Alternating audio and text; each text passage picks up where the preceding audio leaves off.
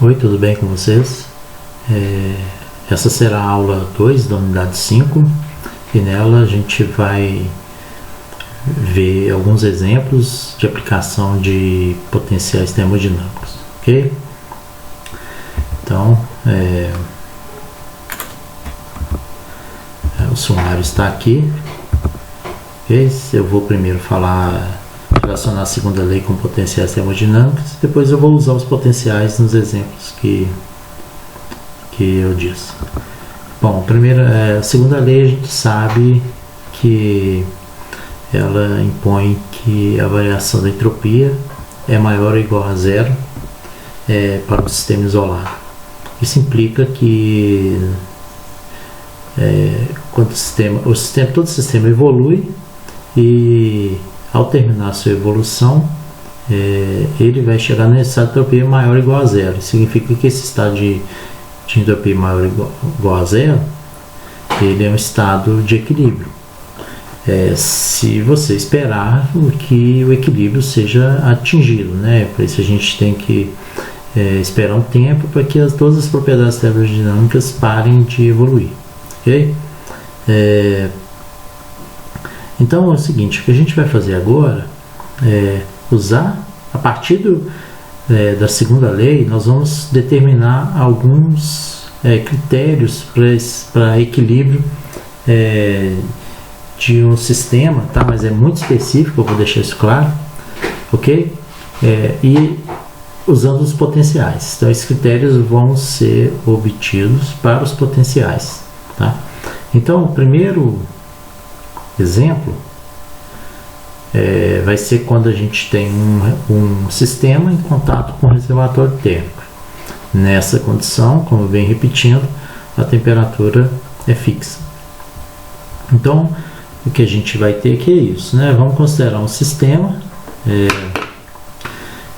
e o sistema consiste de um corpo e um reservatório R, tá? Então, o que a gente sabe que a variação da entropia total, que é a soma da variação da entropia do sistema, eu não coloquei índice aqui, quando não tem índice significa, não sistema, o corpo, tá? O sistema é constituído do corpo e reservatório. Então, a variação da entropia total é igual à variação da entropia do corpo mais a variação da entropia do reservatório, tá? E a segunda lei estabelece que esse sistema está isolado, né? Você só tem corpo e reservatório, a variação da entropia tem que ser maior ou igual a zero, a variação da entropia total. Bom, isso aqui implica que no equilíbrio a variação da entropia é máxima, né? Se está no equilíbrio, a entropia ela vai aumentando, e se está no equilíbrio, o sistema para de evoluir, e aí você atingiu o máximo da entropia, ou seja, ela variou o máximo a partir de um estado inicial. A energia interna do sistema é constante, porque, como eu disse aqui, você tem corpo e reservatório e eles estão isolados do restante do universo, né? Mas você tem um corpo em contato com o reservatório, que é uma condição que a gente viu que potencial termodinâmico é útil, né? Você tem uma variável intensiva atuando no sistema, nesse caso a temperatura fixa. Bom, o que acontece, né? dU é a variação da energia interna do corpo, dUr é a do reservatório, um é menos o outro, de tal maneira que somando dá zero, né? A energia que o corpo ganha ou cede para o reservatório é menos o que o reservatório cede ou ganha do corpo, tá certo? Então vamos lá. Então o que a gente vai fazer aqui? A entropia do reservatório vai ficar como? A entropia do reservatório é Q sobre T. Nesse caso, como a gente não tem trabalho, o calor ele é simplesmente dado pela variação da energia interna, né? Você tem troca entre reservatório e corpo, então na forma de calor a energia interna muda devido a essas trocas de calor. Então a variação da entropia do reservatório, que é o calor, tá? que é o calor dividido pela temperatura. Nesse caso vai ser a variação da energia interna do reservatório pela temperatura. Mas como a gente viu que dUr é menos du, né? dUr é menos du, ok? Então,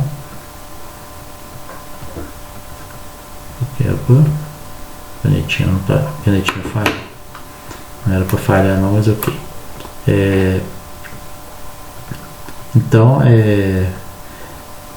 vai ficar menos du sobre t, ok? Deixa eu só acertar isso aqui porque certo.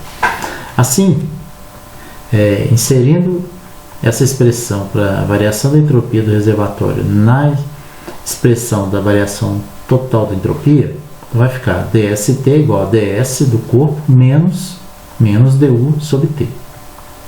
Colocando em evidência, menos 1 sobre t em evidência, vai ficar menos 1 sobre t, que multiplica du, menos tds, ok? Já que coloquei t em evidência, 1 sobre t, então eu tive que multiplicar aqui. Beleza, então a gente já sabe que a variação da entropia tem que ser maior ou igual a zero. A variação da entropia vai ser dada por essa expressão aqui que a gente obteve. Menos 1 sobre t du menos tds, né? Então, isso... bom, o que a gente tem aqui? Se a gente... Deixa eu ver se eu consigo escrever aqui, porque era para escrever. Ah, tá. Deixa eu só aprontar uma coisa aqui. Agora eu vou conseguir. Então aqui, ó, a gente sabe que opa, deixa eu mudar essa caneta aqui, porque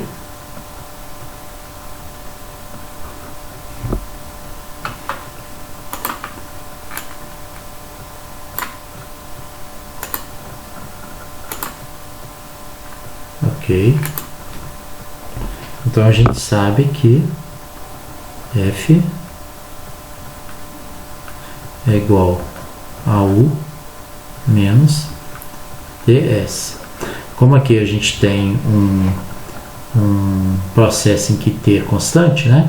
Então quando a gente toma o diferencial de F, vai ficar diferencial de du menos t ds, ok? Uma vez que t é constante, certo? Bom, então isso implica que du menos ds é df, tá certo? Então o que a gente tem aqui? A gente tem aqui df, né? Então vai ficar a variação da entropia total é menos 1 sobre t df. Isso tem que ser maior ou igual a zero, ok?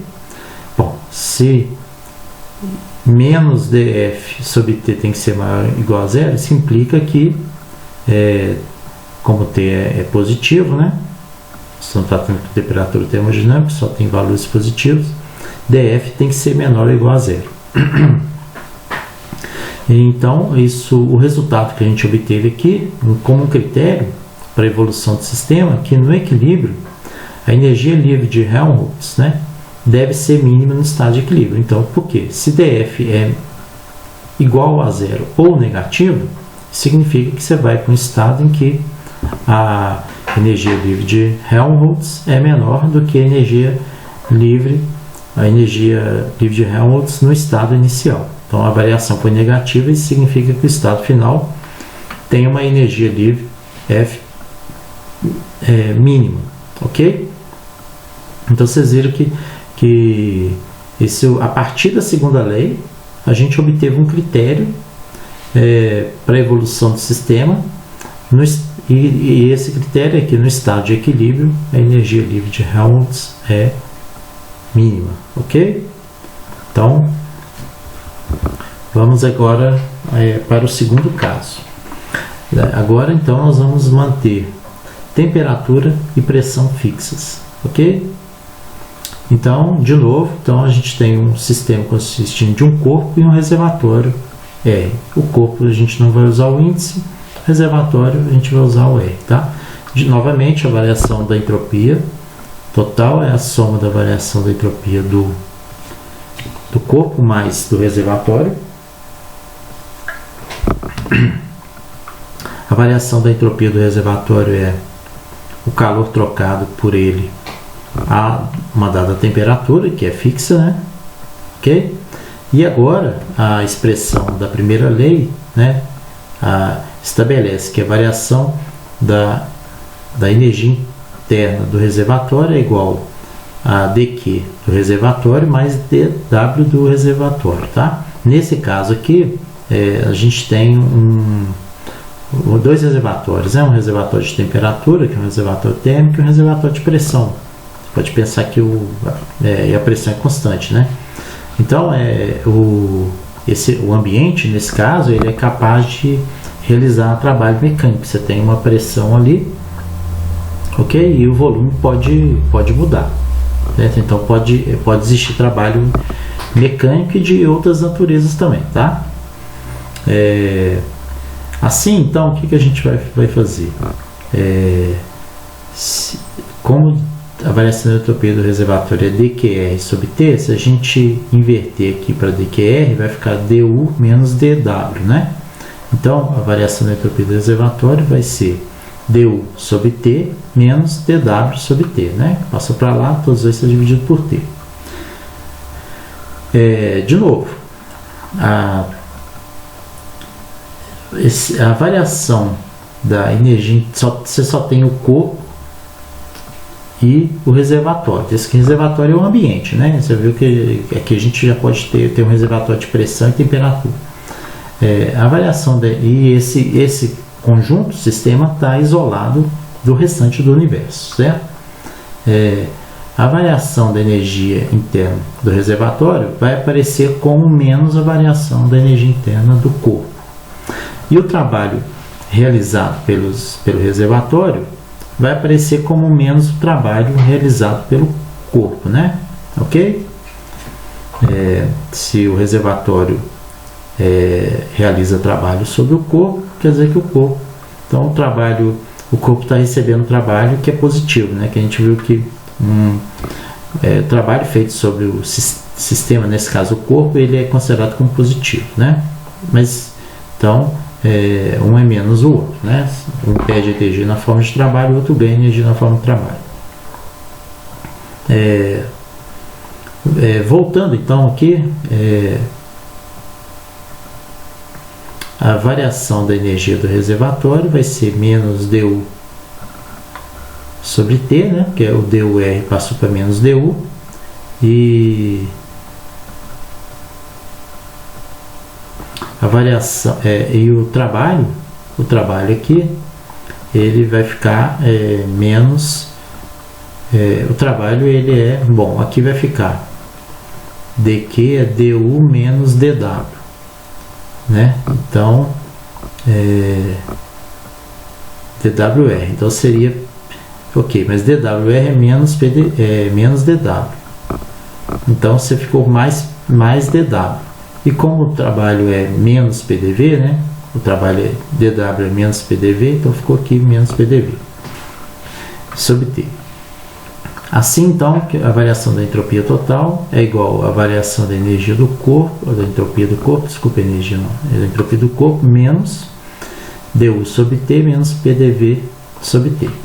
Então, colocando 1 sobre T em evidência, com sinal negativo, menos 1 sobre T, que multiplica menos TdS, né? Menos com menos mais, aqui era positivo, menos com mais menos, ok. Mais du, 1 sobre T está fora, mais PDV, 1 sobre T está fora.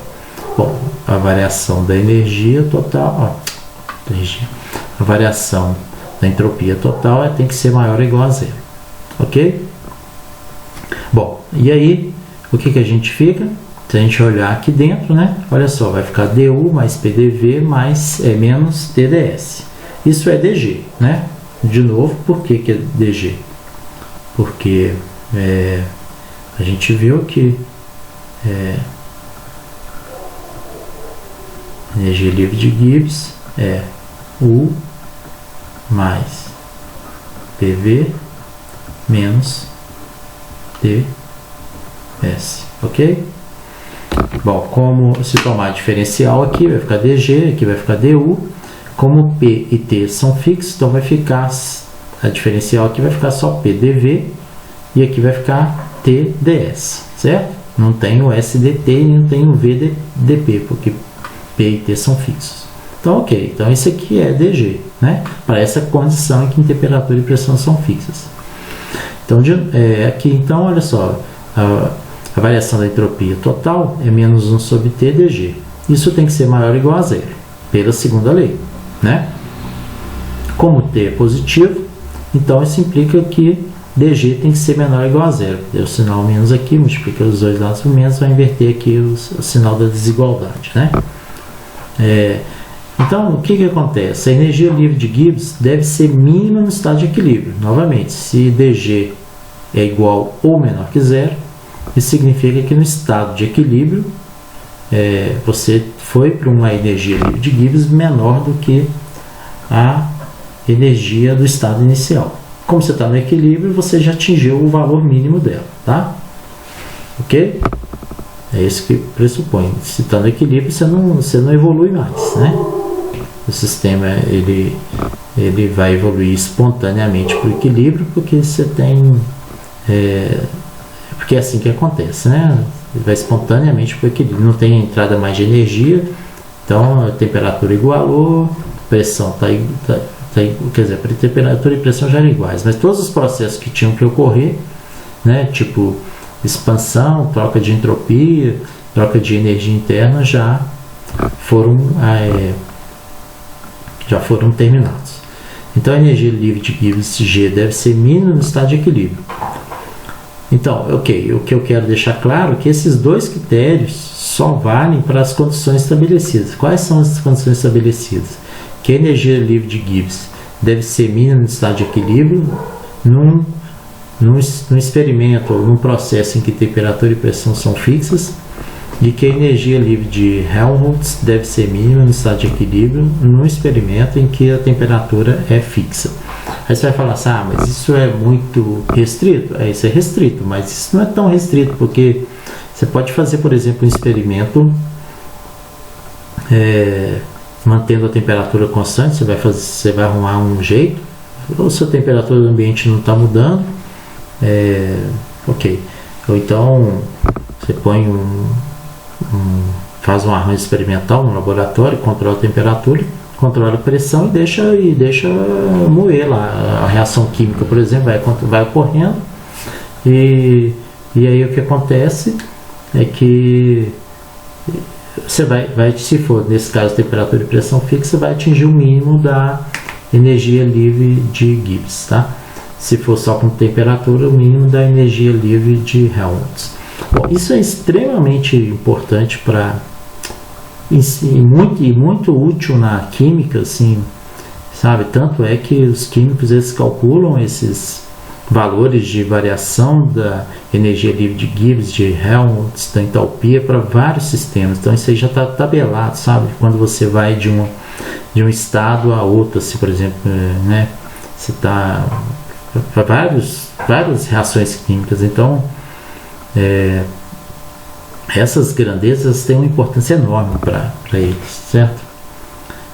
Então, por exemplo, diz já de antemão que já sabe de antemão o que pode esperar de uma reação, dado que sabe como ela deve evoluir, né? Ela deve evoluir para um valor mínimo da energia, das energias livres, né? Eu disse na aula anterior que o termo energia livre vai ficar entendido nessa aula. Daqui a pouco vocês vão ver isso aí. Então, continuando, agora vamos usar os potenciais, vamos fazer dois exemplos, tá? Então, o primeiro exemplo é aquele que o processo ocorre a temperatura constante, certo? Aí a gente já viu que a função, o potencial termodinâmico útil nesse caso é a função de Helmholtz, ou energia livre de Helmholtz, tá? Pode falar função de Helmholtz, função de Gibbs, ou energia livre de Helmholtz, energia livre de Gibbs, tá? Tanto faz. F é igual a U menos TS, isso é a função de Helmholtz, né? De modo que a variação dela, que eu estou tratando como uma variação finita, né? Não diferencial, mas isso não é não tem importância, assim, dá na mesma o resultado final, assim. Acho que então, se você, como a gente está a temperatura constante, se eu tomar uma variação aqui, vai ser uma variação de U menos uma variação T delta S, uma vez que T é constante, certo? Então, vamos usar a primeira lei aqui, ó. Nós temos delta U, então nós vamos substituir pela primeira lei. A primeira lei é delta Q mais delta W. Então, vai ficar delta F, delta Q mais delta W menos T ds, T delta S. Como o calor, a troca de calor é menor ou igual a T delta S, isso aqui, né, vem da segunda lei, né? Vai ser igual quando a troca de calor for reversível e vai ser menor quando for irreversível, certo? Isso implica que ΔQ menos T delta S é menor ou igual a zero, né? Então, o que vai, se a gente colocar o trabalho para cá, então vai ficar ΔF menos ΔW igual a ΔQ menos T delta S. Bom, mas isso aqui tem que ser menor que zero, isso implica que esse cara aqui também tem que ser menor que zero. ΔF menos ΔW é menor ou igual a zero. Passando para cá, né? Então, a gente vê que ΔF é menor ou igual a ΔW. Esse é o resultado que a gente obteve. Então, vamos lá. Esse ΔW é o trabalho de todo tipo. O trabalho pode ser de configuração, no caso de um sistema PVT, é o produto PDV, né? P delta V, PV, ok? É o produto da pressão vezes o volume. Mais para frente a gente vai estudar outros sistemas termodinâmicos, e aí vocês vão ver que pode ser uma força de tração vezes o comprimento que um fio uma variação do comprimento de um fio, né? Ele é alongado ou pode ser comprimido. Então, ok. Esse é o trabalho de configuração, em que muda uma propriedade extensiva do sistema na hora que você aplica uma força ou uma pressão, certo? PDV. A gente vai falar em PDV porque a gente está tratando muito de gás, né? Mas o trabalho de outros tipos, né? Esses outros tipos aqui são trabalhos irreversíveis. Tipo, você pode colocar um resistor dentro do sistema, passar uma corrente elétrica e aí vai ter um trabalho elétrico, né? Um trabalho um trabalho devido à corrente elétrica, né? Então, um trabalho elétrico. Você pode gerar uma pá dentro do sistema, né? Ou gerar fazer o sistema ser movimentado, né? Mecanicamente. Então, esses são os trabalhos, tá? O trabalho de outros. O que é essa desigualdade que está expressando? Ele está expressando o seguinte: que ao realizar um processo em que a variação de energia seja ΔF, é necessário, se você olhar daqui para lá, é necessário realizar um trabalho igual ou maior que essa variação. É isso aqui. ΔW é maior ou igual a ΔF.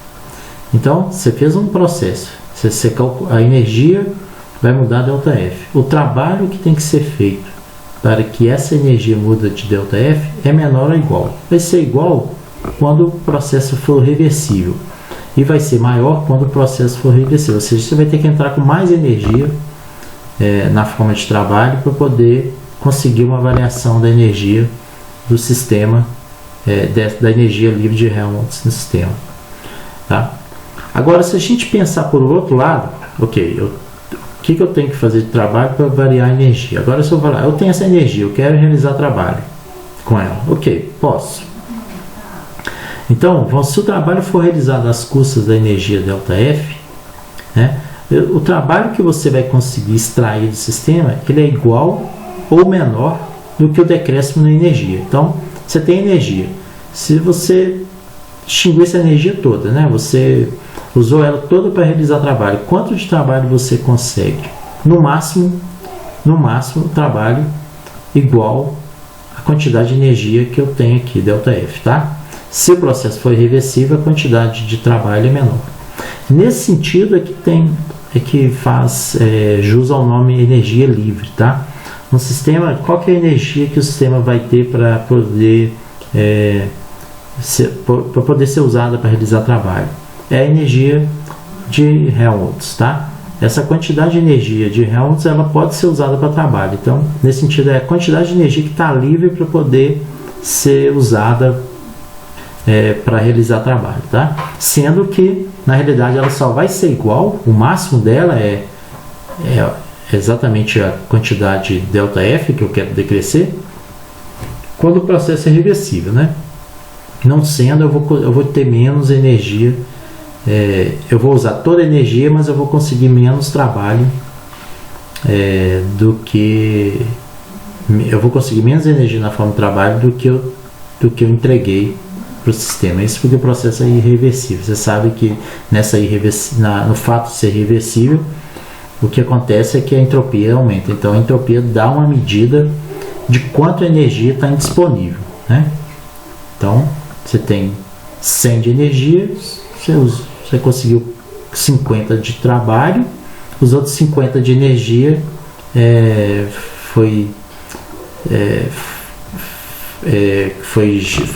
com a energia foi criada entropia, tá? Energia e entropia não são grandezas de mesma dimensão, mas a entropia ela tem essa característica da informação de quanto de energia você perde, né? Ou você tem disponível, ok? Então aí mais uma vez, tá? É um processo a temperatura constante. Assim, qualquer processo entre dois estágios de equilíbrio efetuados a temperatura constante, em que há um fluxo de calor para o sistema vindo do reservatório térmico, a energia livre de Helmholtz estabelece um limite para o trabalho que é extraído do sistema, ok? Deixei claro isso aí, né? Bom, o segundo exemplo nós vamos considerar um processo em que ocorre a temperatura e pressão constantes, né? Obviamente, temperatura e pressão constante, duas propriedades de estado intensivas. A gente sabe que o potencial termodinâmico que é útil para estudar processos assim é a energia livre de Gibbs, né? A função de Gibbs, que é dada por U mais PV menos TS. A variação dele é ΔG é ΔU mais P ΔV menos T ΔS. Novamente, como temperatura e pressão são constantes, você não tem o termo S ΔT e V ΔP, né? São números. Então, de novo, usando a primeira lei aqui em ΔU, então como é que vai ficar? Vai ficar ΔQ menos P ΔV, né, que é o trabalho de configuração, mais o trabalho de outros tipos. Então, esse entre parênteses aqui é o ΔU, mais P ΔV que já tinha, menos T ΔS também já tinha, né? Novamente, dado da segunda lei da termodinâmica, ΔQ menos T ΔS é menor ou igual a zero. Só um pouquinho aqui. Só um minuto aqui que eu quero ver só uma coisa aqui.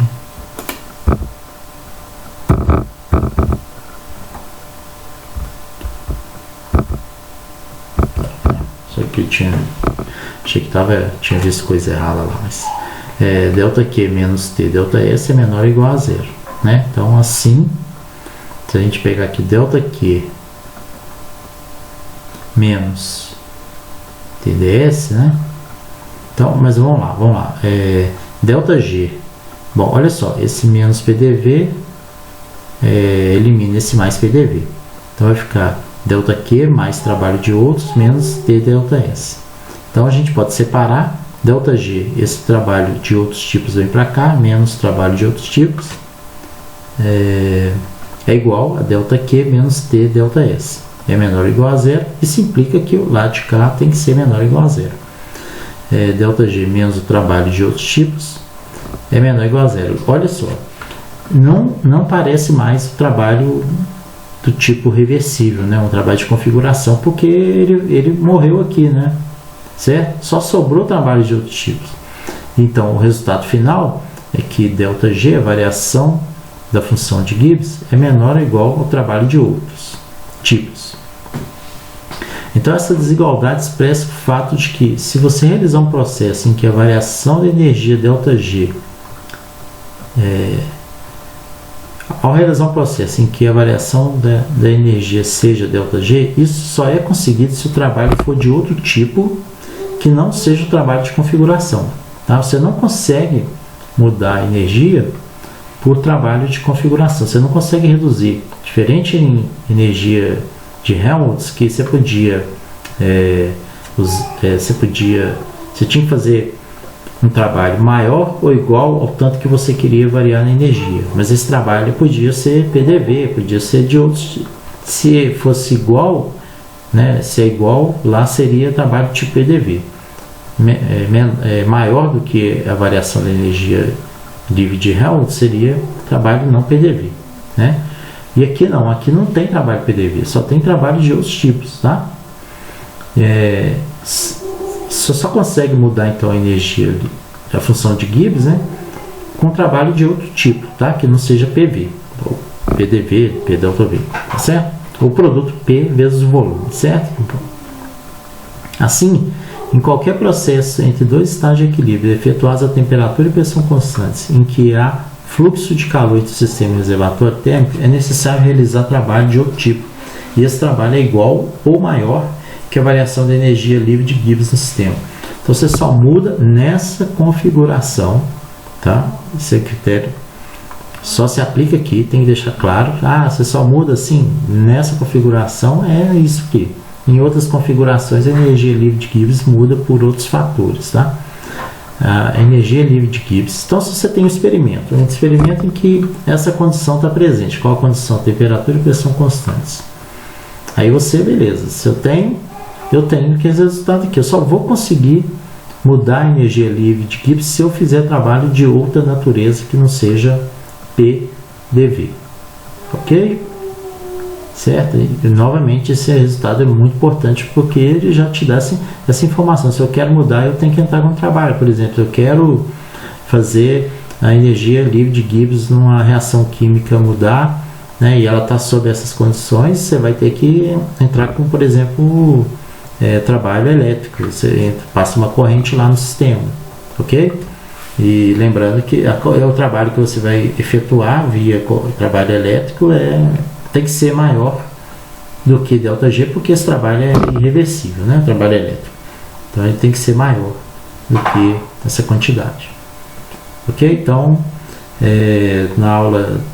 na próxima aula vai ser aula síncrona, né? Então a gente se encontra nessa sexta-feira às 3 horas. Ok? Até mais para vocês.